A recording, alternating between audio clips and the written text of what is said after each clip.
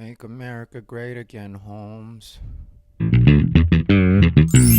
What's up, everybody? Rivera here, the absolute best LGBTQ comedian in the world. Before we get started, make sure you like the video, comment when I get on your nerves, and subscribe so you know the next time I'll be getting on your nerves. Today, Edward James Olmos was talking to Yahoo News about the surprising support for Trump amongst Latinx voters. First off, I want to say Edward James Olmos has a documentary coming out, so take all of this for what it is. It's him trying to promote. I get it. I don't hate on the hustle, but at the same time, I don't agree with what was said. I'm going to try not to get too worked up, but we're going to talk about it. The first thing is Latinx. Everybody keeps calling us Latinx. We're not Latinx. We're Latino. We're a macho culture. Get over it. You're trying to change our entire culture because a few people aren't comfortable with themselves. And that's not my problem. If you're non-binary, be non-binary. If you're trans, be trans. But either way, we're still Latino. We don't want to be Latinx, and I don't know how many ways to say that. I can't tell you how many Latinos I know that are voting however they're voting that still identify as Latino. Stop trying to make fetch happen. Stop trying to force us into something that we're not. Because that's part of how you're losing our votes to the people on the left, and that's who's pushing this. The right isn't doing that. The right is happy to leave us as we are. We're Latino.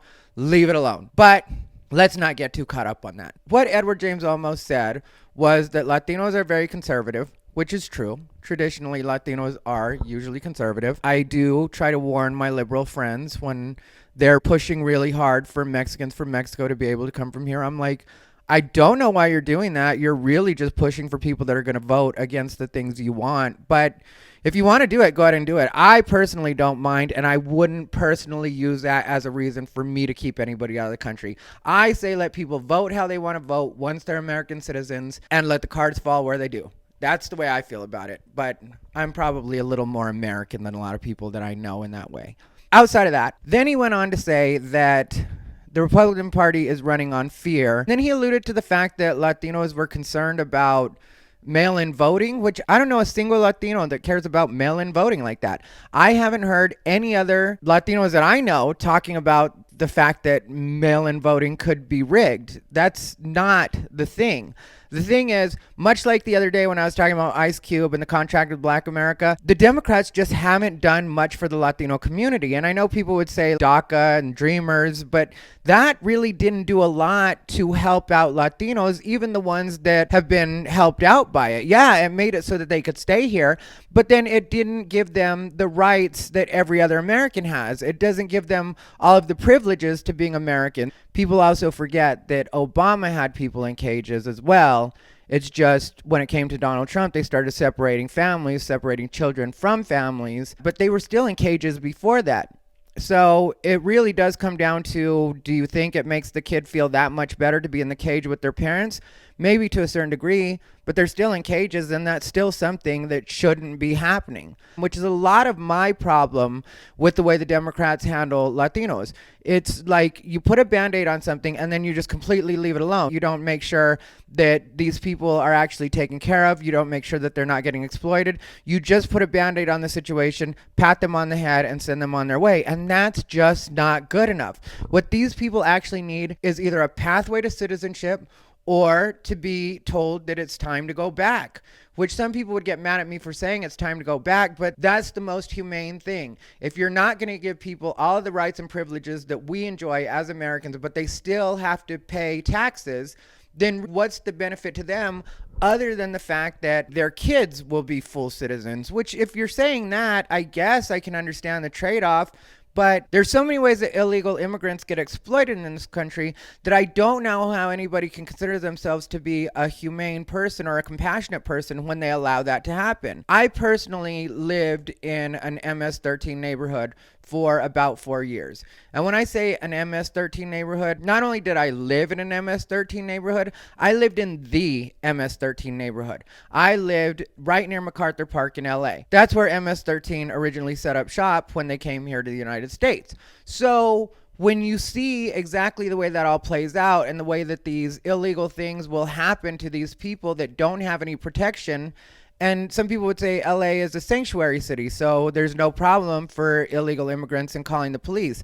What you don't realize is a lot of illegal immigrants still don't want to call the police, because if anybody ever decides to enforce anything, or it turns into a situation where, say, something happens and LA turns into not being a sanctuary city, now these people can be tracked as far as their addresses, their names, how many people live in their house. I don't know if you guys have ever talked to the police, but just the other day, there was a situation outside of my gym where a guy started shooting. The police wanted to talk to me because I had witnessed it, and they asked me for a bunch of information. And this happens anytime you call the police. So imagine you're an illegal immigrant and you don't want to give up all this information, so you would just rather allow somebody to do something illegal and mistreat you instead of reporting it and risk possibly putting yourself in jeopardy. I could go into more and more about that in particular, but I'll just put it this way. In my opinion, the reason a lot of Latinos are supporting Donald Trump is because Donald Trump may not say everything in the nicest way when it comes to the way he's addressed Mexicans coming from Mexico, which is a very important distinction.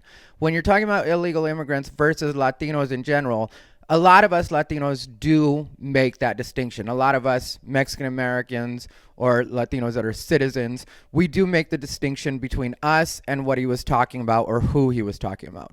So not all of us took that personally. Actually, a lot of us didn't, if you want to know the truth. A lot of us were like, well, yeah, when it comes to a lot of what's coming from Mexico, there is a lot of crime coming from Mexico, and that's just what it is. From South America and Mexico. South America gets even worse than Mexico because they're dealing with even worse circumstances there.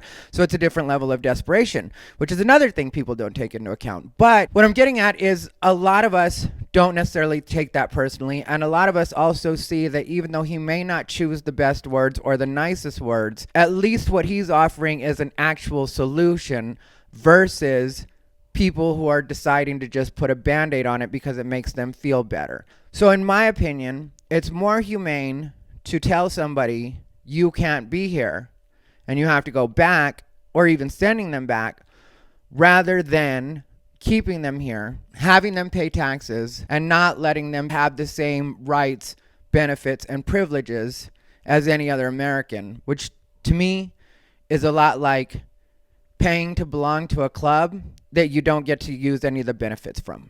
Anyway, this has been Ty Rivera, the absolute best LGBTQ comedian in the world.